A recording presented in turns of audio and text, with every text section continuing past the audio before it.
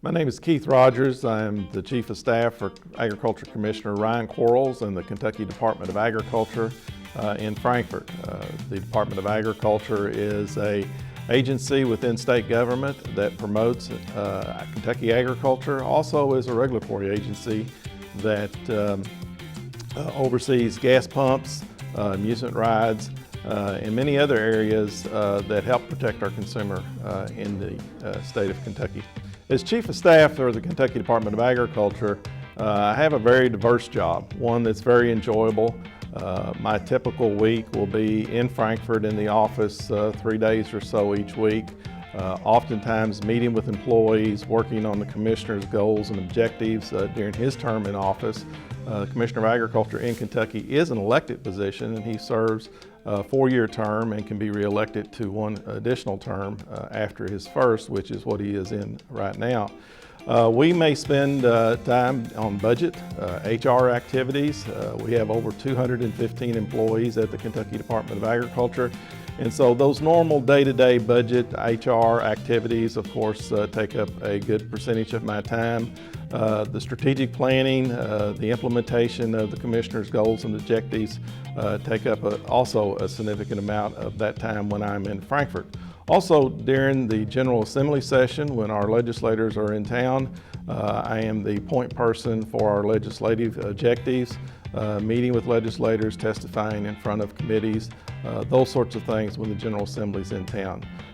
Those other 2 days during the week, I am often out in the state, either in speaking engagements or meetings. Just most recently, I had a meeting in Cincinnati with Kroger corporate executives on a promotional program that we're working with the beef cattle industry in Kentucky. The Commissioner serves as a member of our State Fair Board, for example, and I oftentimes fill in those board duties and others for him across the state of Kentucky. As a child growing up near Sonora in southern Hardin County, one of the things that always was of most interest to me was agriculture. I grew up on a farm, really had agriculture in my blood, grew up in the 4-H program, also through FFA, and I don't think it was any question from a very early age that agriculture was what I intended to do with my life. I attended the University of Kentucky, went to the College of Agriculture at UK, and returned in the spring of 1979 to Hardin County and to begin my farming operation. I had grown several things of that operation while in high school, and in 1979 returned full-time to the farm. It was a very difficult time in agriculture, as the early 1980 farm crisis was a very difficult time for young farmers to get started. I managed and was successful in doing so, enjoying a tremendous career in agriculture for nearly 15 years, full-time farming. During that time, I had the opportunity to be involved in leadership opportunities with many farm organizations, from the Kentucky Poultry Federation to the Kentucky Farm Bureau and many others. In the late 1980s, I had the opportunity to serve as the chairman of the American Farm Bureau Young Farmer and Rancher Committee. This is the national chairmanship of that committee, which gave me the opportunity to travel abroad, to testify in front of Congress, and to meet many of the agricultural leaders across the country that actually today are in some very high-level positions.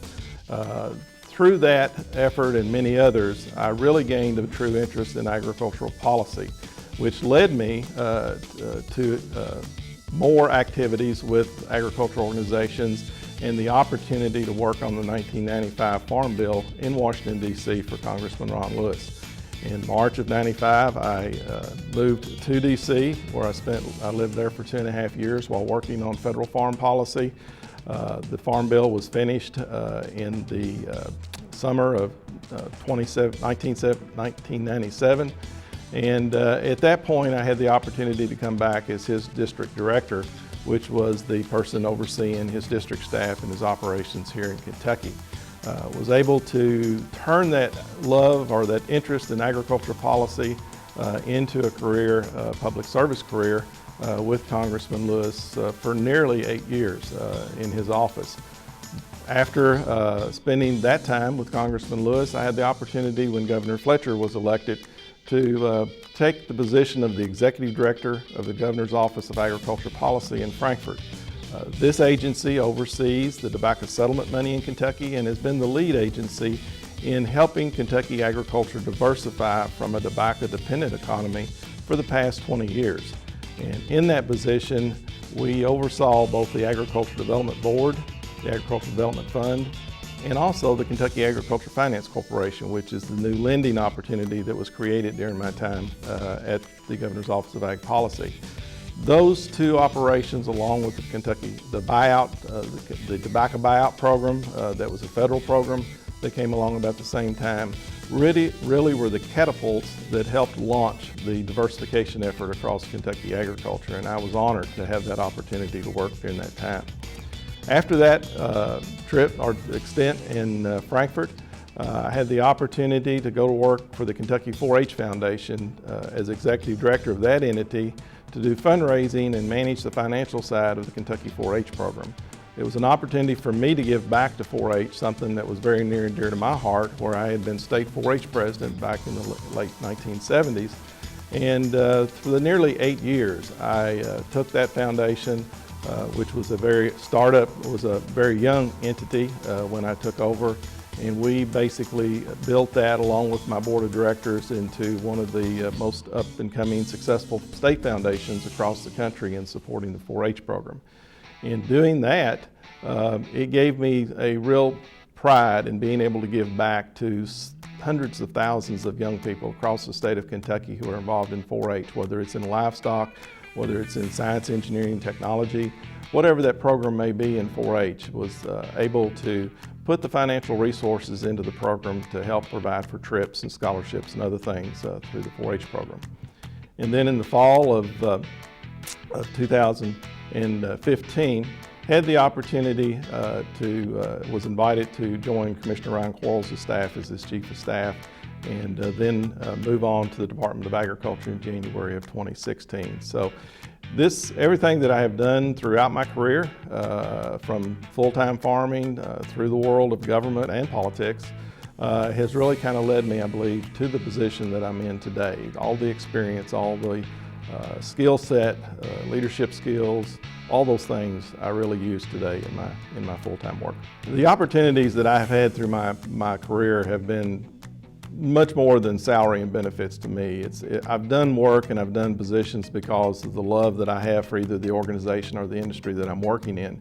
When I first started farming in 1979, $10,000, $11,000, $12,000 a year was big money to me, especially coming out of college and returning to the farm. Those dollars helped, of course, put a roof over my head and a meal and pay for insurance and those sorts of things. But I really didn't have the flexibility at that point in time, starting a career, beginning a farming operation, as many of my colleagues or friends had when they've went through college and gone on to corporate jobs or to other careers. I paid that sacrifice, and I'm glad that I did, because it gave me that opportunity to build that base of a farming operation and build those assets in that farming operation, which I still have today. As I went through my career, the salary, the benefits, those sorts of things continued to increase with my skill set and the opportunities that I had to be able to move from one position to the next. The positions that I've had most recently as Executive Director of 4-H and as Congressman's District Director and now Chief of Staff of the Department of Agriculture have been the upper scale of what I would call executive management. Those positions in the $90,000 to $110,000 range is what these salaries for these types of positions have generally paid in those positions. These positions also provide you, health insurance, your paid vacation, paid sick days, those sorts of things. But for me, it's not necessarily all been about what the salary is. It's doing something that I love. When I was involved in 4-H volunteer leadership in the early 1990s, I would often tell kids that, find a job, fall in love with it, and you'll never work another day the rest of your life. And I truly believe that. Everything that I have done for the past 25, 30 years has been a labor of love, and I have done it because I enjoy my work. I enjoy the people that I work with, And I feel like that I'm giving back something to the entity or the industry that I'm working with. Growing up as a farm kid near Sonora, my parents were a tremendous influence on me from the standpoint of my educational background. The experiences that you have growing up on a farm are just unmeasurable. They are things that you learn, skill sets that you learn.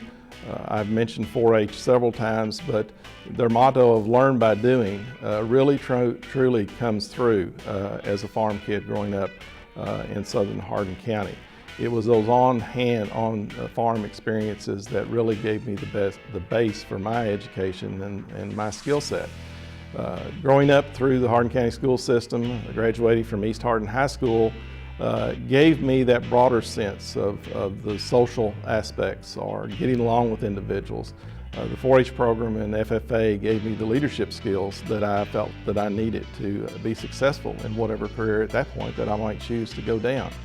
I went on to the University of Kentucky mainly at the urging of my parents. I really in many ways wanted to just return to the farm and farm full-time after high school, but they had instilled in me, and I could see through my experiences with youth organizations, that the world was changing and that higher education was needed and that there was some things that I needed to broaden my horizon on outside of Hardin County. And so the time at UK gave me that opportunity. It helped provide me a network of friends across the state of Kentucky and some outside of Kentucky that I continue to lean on and to work with today. But I believe much further than that. I believe that continuing education is an extremely important component of anyone's career. That is one of the things that I worked very hard to do after returning to the farm and beginning my farming career in 1979, was that continuing education component. Whether it was a week-long short course at a university outside of Kentucky, or whether it was a one-day seminar about growing wheat or livestock disease, whatever it might be, I always availed myself to those opportunities as they came. And through that, it helped me understand changes in technology, changes in the agriculture industry, and things that I could bring back and implement in my farming operation. I continued to do these types of continuing education programs as I moved off the farm and into my public service work, both with Congressman Lewis, Governor Fletcher, and now with Commissioner Quarles. I think it's important that we never stop learning, that we continue to avail ourselves to those educational opportunities, whether it's learning a new skill with computer technology, or whether it's learning new skills in a human resources department. Those are the things that we always have to avail ourselves, because things do change, and with those changes, you need to adapt your leadership and your skill set to meet the demands of whatever career you may choose. In high school, I guess you could say that I was kind of that average student. I really didn't excel in any particular one area, but then I don't think I was really weak in any given area from that standpoint either. When I look back on my high school career, you know, the marching band was one of the things that helped me build the skills to interact with people, to build relationships, and to also provide leadership. It was a business class that I can remember that helped me understand really some of the early techniques and principles of business operations, whether that be in accounting or just plain business operations. My agricultural classes were very important in broadening my skill set and introducing me to areas that we did not have on our farm that I might have not been exposed to at that point. But so I would say through my high school education, it was that well-rounded opportunity with those three classes being the things that I remember the most and probably helping set me on a course for success. The opportunities that my career have given me mostly relate back to the field of agriculture. And you know, one of the things that may surprise students about agriculture is that there's lots of career opportunities in agriculture. It's just not production farmer. Yes, that's an important part of it, whether you're a farmer or whether you might work on a farm. But the science, the technology, the sales, the marketing, the accounting opportunities, across the field of agriculture are tremendous, and many of these jobs, especially in corporate agriculture, those companies that supply the inputs to farmers or market their grain or market their livestock, there's lots of career opportunities there that are going unfilled every year. Recruiting students fresh out of college, especially our ag colleges across the country, is a very aggressive opportunity for many of these businesses because the pool of students is smaller in comparison to what the job opportunities are. So the surprising thing might be that, there are tremendous career opportunities in agriculture, whether you go the route that I have through public service, leading to a career that's been involved in government and agricultural policy related to government, or whether you take that path that's not necessarily into public service. Agriculture as a whole has a lot of opportunities that I would challenge students today to really take a look at. It can be a rewarding career. It can be a career that gives you a lifestyle that you may seek, where you might not necessarily live in an urban setting, but live in a rural setting, such as we have in most of Hardin County. But again, it's a great opportunity if you avail yourself to learning more about careers in agriculture.